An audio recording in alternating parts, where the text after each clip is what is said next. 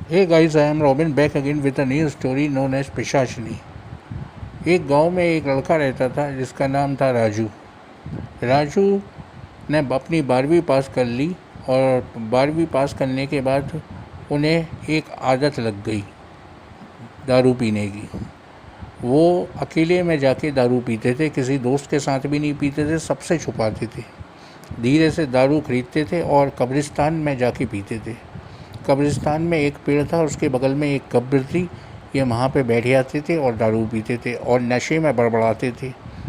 जब रात का 11-12 बज जाती थी तो ये लौट के आ जाते थे अपने घर, ताकि घर वालों को मालूम ना चले और ये चुपचाप जाके सो जाएं। तो एक दिन की बात थी, ये वहाँ पे घर नहीं लौट पाए। वो जो कब्र थी उसी के बगल में इन्हें पी के वहीं सो गए। जब सो गए तो ये सुबेरा जब हुआ तब ये उठे 4-5 बजे उठ के वापस घर पे गए। जब घर पे गए तो घर वालों को मालूम चल गया कि ये कहीं रात भर रुका था।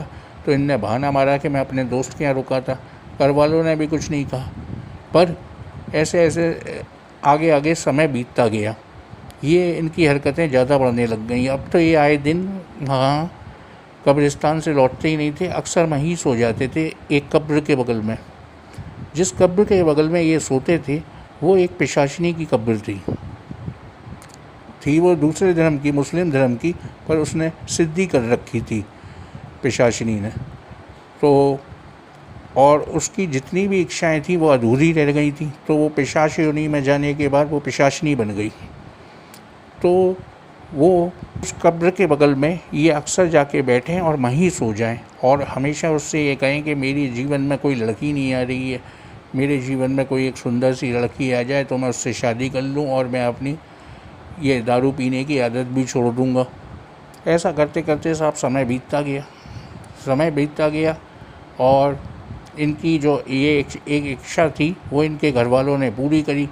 वो उनने कहा कि क्या कहते हैं कि एक लड़की का रिश्ता आया बेटा, तू उससे शादी कर ले, सुंदर है लड़की।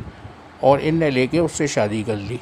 अब जब इनकी नई नई शादी हो गई तो इनने उस कब्र की तरफ आना ही छोड़ दिया। जो एक पिशाचिनी की कब्र थी उसकी तरफ नहीं आते थे ये खुश रहने लग गए। इनके एक बच्चा भी हो गया।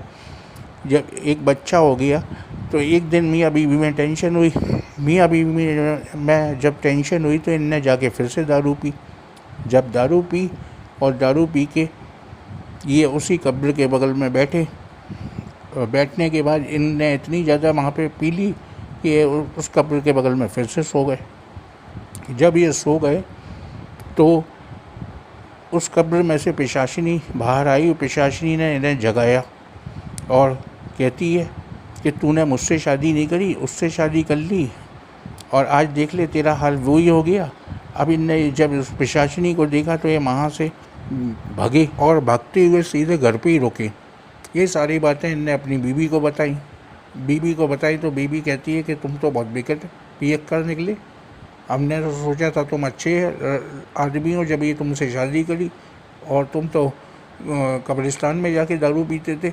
उसने कहा कि मेरा उस टाइम बचपना था तो मैं समाज से छुप के और वहाँ पे जाके पीता था दारू, ताकि कोई मुझे देख ना ले, मेरे माँ बाप की बदनामी ना हो। उस टाइम पे दारू बहुत बुरी चीज़ मानी जाती थी। आज तो ये ट्रेंड है कि क्या हर पार्टी में दारू है, उस टाइम पे नहीं था ऐसा। तो साहब इनने ये सारी बातें इनकी पत्नी को बताई जब, तो पत्नी एक ही चीज़ कहती है कि आप वहाँ से मत निकला करो, कहीं और से निकला करो, उस कब्रिस्तान के अगल बगल भी मत जाया करो। इनके पति ने ये बात मान ली और अब ये पीने जाएं जब तो इधर उधर से होती हो जाए और पी के वो कब्रिस्तान के बगल से बिल्कुल ना गुजरें। ऐसा साहब काफ़ी दिनों तक चलता रहा, पर पिशाचिनी तो इनका इंतज़ार करने लग गई कि अब आएगा। एक दिन की बात, ये अपनी साइकिल लेके लौट रहे थे। जब साइकिल लेके लौट रहे थे, नशे में तो काफ़ी थे ही, तो ये साइकिल चलाती हुए अपने घर की तरफ आ रहे थे। जब वो कब्रिस्तान की रोड आई तो ये साइकिल चला रहे थे, साइकिल आगे ही नहीं चल रही।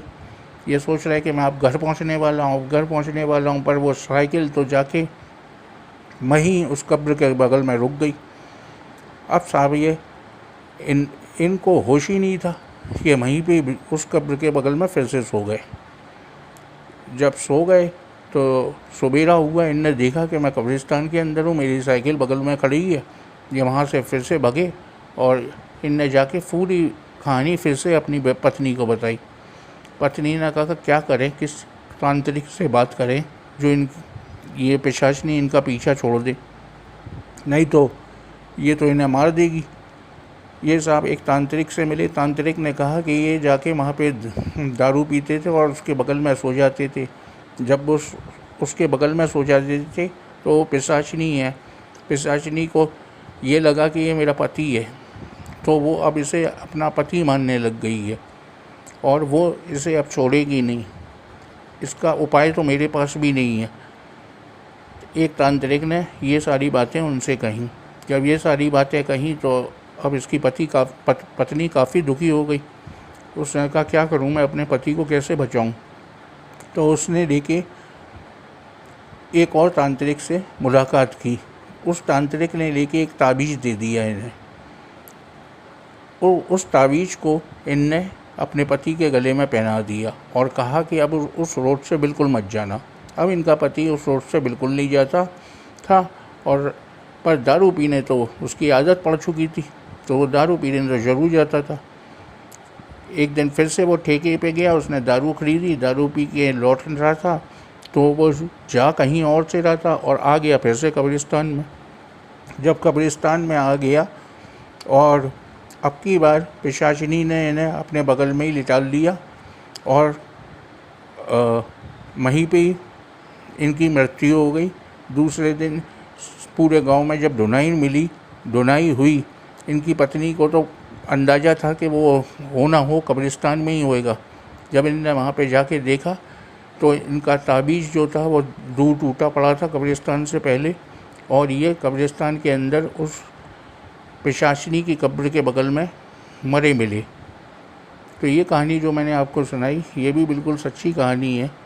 और पिशाचिनियाँ होती हैं जिनकी अधूरी इच्छाएँ रह जाती हैं, जो एक पहले से ही सिद्धि करके बैठी हों, वो पिशाच योनि में चली जाती हैं और वो पिशाचिनी बन जाती हैं।